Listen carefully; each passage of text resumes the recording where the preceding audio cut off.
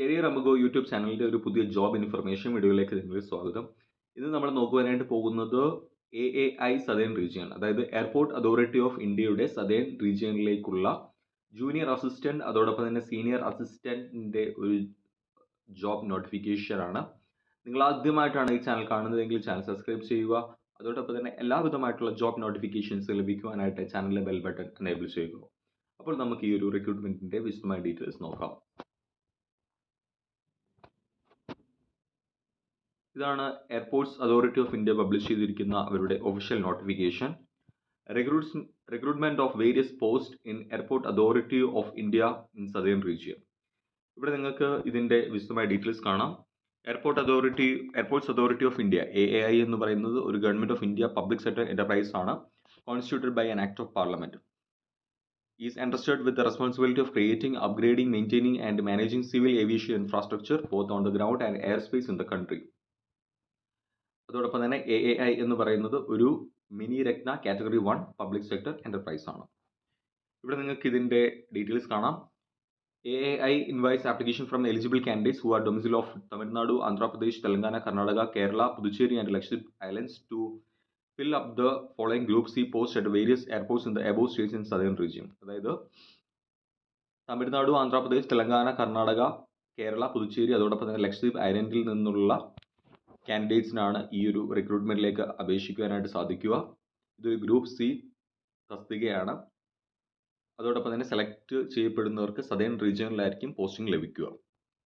ഇതിന്റെ അപേക്ഷകൾ ഓൺലൈനായിട്ടാണ് സമർപ്പിക്കേണ്ടത്. അതിന്റെ വെബ്സൈറ്റ് എന്ന് പറയുന്നത് www.aai.aero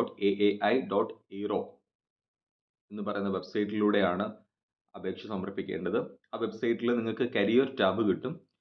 അതിൽ ആപ്ലിക്കേഷൻ നിങ്ങൾക്ക് ഓൺലൈനായിട്ട് സമർപ്പിക്കാവുന്നതാണ്.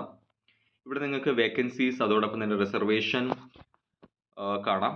ജൂനിയർ അസിസ്റ്റന്റ് ഫയർ സർവീസ് എന്ന് പറയുന്നത് അതൊരു സ്പെഷ്യൽ റിക്രൂട്ട്മെന്റ് ഡ്രൈവ് ആണ്.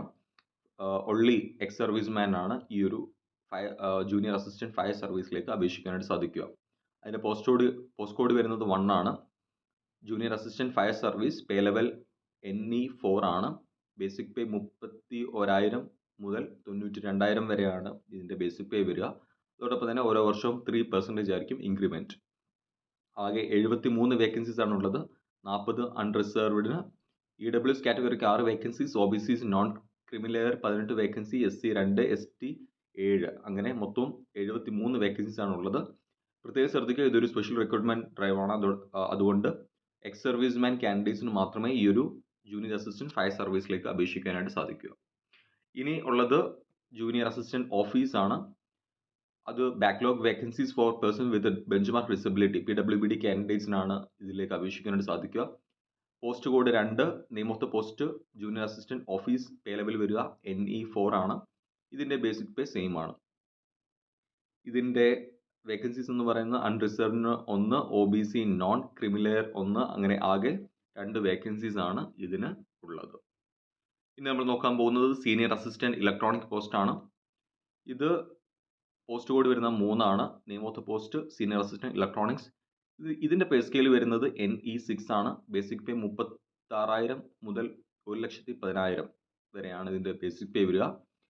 ആകെ 25 വേക്കൻസീസ് ആണുള്ളത്. അൺറിസർവ്ഡിന് 13, EWS 2, OBC non creamy layer 4, SC 4, ST 2, ആകെ 25 വേക്കൻസീസ് ആണ് ഉള്ളത്. ഇവിടെ പേഴ്സൺസ് വിത്ത് ബെഞ്ച്മാർക്ക് ഡിസബിലിറ്റിക്ക് റിസർവേഷൻ ഉണ്ടായിരിക്കുന്നതല്ല. ജനറൽ കാൻഡിഡേറ്റ്സിന് അപേക്ഷിക്കാവുന്നതാണ് ഈ ഒരു സീനിയർ അസിസ്റ്റന്റ് ഇലക്ട്രോണിക് പോസ്റ്റിലേക്ക്. ഇനിയുള്ളത് സീനിയർ അസിസ്റ്റന്റ് അക്കൗണ്ട്സ് ആണ്. ഇതിന്റെയും പേ ലെവൽ വരുന്നത് NE6 ആണ്. ആകെ 19 വേക്കൻസീസ്. അതിൽ അൺറിസർവ്ഡിന് 8 vacancy, EWS 2, OBC NCL 4, SC 3, ST 2, ആകെ 19 വേക്കൻസീസ് ആണ് ഇതിനുള്ളത്.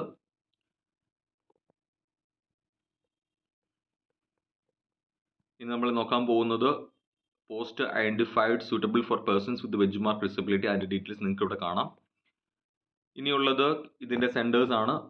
കമ്പ്യൂട്ടർ ബേസ്ഡ് ടെസ്റ്റ് നടക്കാൻ പോകുന്നത് ചെന്നൈ, മധുരൈ, ബെൽഗാം, ബാംഗ്ലൂർ, കാലിക്കറ്റ്, കൊച്ചിൻ, ഹൈദരാബാദ്, വിജയവാഡ എന്നീ എന്നീ സിറ്റീസിലായിരിക്കും ഇതിൻ്റെ കമ്പ്യൂട്ടർ ബേസ്ഡ് എക്സാമിനേഷൻ നടക്കുക.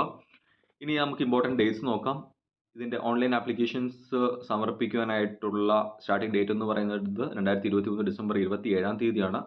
അതോടൊപ്പം തന്നെ ഓൺലൈൻ ആപ്ലിക്കേഷൻ്റെ സ്റ്റെപ്പ് 1 സ്റ്റെപ്പ് 2 കംപ്ലീറ്റ് ചെയ്യേണ്ട ലാസ്റ്റ് ഡേറ്റ് എന്ന് പറയുന്നത് 2024 ജനുവരി 26 തീയതിയാണ്. ഇതിൻ്റെ ഓൺലൈൻ എക്സാമിനേഷൻ്റെ ഡേറ്റ് പിന്നീട് AAIയുടെ വെബ്സൈറ്റിനകത്ത് അപ്ഡേറ്റ് ചെയ്യുന്നതായിരിക്കും. ഇനി ഏജ് ക്രൈറ്റീരിയാസ് നോക്കാം. 18 മുതൽ 30 വയസ്സ് വരെയാണ് ഇതിൻ്റെ ഏജ് ലിമിറ്റ് എന്ന് പറയുന്നത്. ഏജ് ക്രൈറ്റീരിയ കണക്കാക്കുന്നത് 2023 ഡിസംബർ 20 പ്രകാരമായിരിക്കും. പക്ഷേ ചില കാറ്റഗറിക്ക് ഏജ് റിലാക്സേഷൻ ഉണ്ടായിരിക്കുന്നതാണ്. അത് നിങ്ങൾക്ക് ഇവിടെ കാണാം. OBC നോൺ ക്രിമിലെയർ ആണെങ്കിൽ 3 വർഷം ഏജ് റിലാക്സേഷൻ, SC/STക്ക് 5 വർഷവും, പിന്നെ ബാക്കിയുള്ള കാറ്റഗറീസിൻ്റെ നിങ്ങൾക്ക് ഇവിടെ കാണുവാനായിട്ട് സാധിക്കും. ഇനി നമ്മൾ നോക്കേണ്ടത് ഇതിൻ്റെ ക്വാളിഫിക്കേഷൻ അതോടൊപ്പം തന്നെ എക്സ്പീരിയൻസ് ആണ്. ജൂനിയർ അസിസ്റ്റന്റ് ഫയർ സർവീസ്, നേരത്തെ ഓർമ്മിപ്പിച്ചതുപോലെ ഇതൊരു എക്സ് സർവീസ്മാനിന് മാത്രം അപേക്ഷിക്കാൻ പറ്റുന്ന പോസ്റ്റാണ്. അതിൻ്റെ ക്വാളിഫിക്കേഷൻ എന്ന് പറയുന്നത് 10th പാസ്, അതോടൊപ്പം തന്നെ 3 years approved regular diploma in mechanical or automobile or fire, അല്ലെങ്കിൽ 10th പാസ് റെഗുലർ സ്റ്റഡി ഉള്ളവർക്ക് ഈ ഒരു പോസ്റ്റിലേക്ക് അപേക്ഷിക്കാം. ഇനി ഡ്രൈവിംഗ് ലൈസൻസ് ആവശ്യമായിട്ടുണ്ട്. Valid heavy vehicle driving licence, അല്ലെങ്കിൽ വാലിഡ് ആയിട്ടുള്ള medium vehicle licence issued at least 1 year before the date of advertisement. അതും അല്ലെങ്കിൽ valid light motor vehicle licence issued at least 2 years before the date of advertisement. ഇനി ഇതിൻ്റെ physical fitness നിങ്ങൾക്ക് ഇവിടെ കാണാം. ഇനി ജൂനിയർ അസിസ്റ്റന്റ് ഓഫീസ് പോസ്റ്റിലേക്ക് മിനിമം എഡ്യൂക്കേഷൻ ക്വാളിഫിക്കേഷൻ എന്ന് പറയുന്നത് ഗ്രാജുവേഷൻ ആണ്. ഇനി സീനിയർ അസിസ്റ്റന്റ് ഇലക്ട്രോണിക്സ്, അതിൻ്റെ education qualification diploma in electronics അല്ലെങ്കിൽ ടെലികമ്മ്യൂണിക്കേഷൻ അല്ലെങ്കിൽ റേഡിയോ എഞ്ചിനീയറിംഗ് ആണ്. ഇതിൻ്റെ എക്സ്പീരിയൻസ് എന്ന് പറയുന്നത് 2 years experience in the concern discipline എന്നാണ് കൊടുത്തിരിക്കുന്നത്.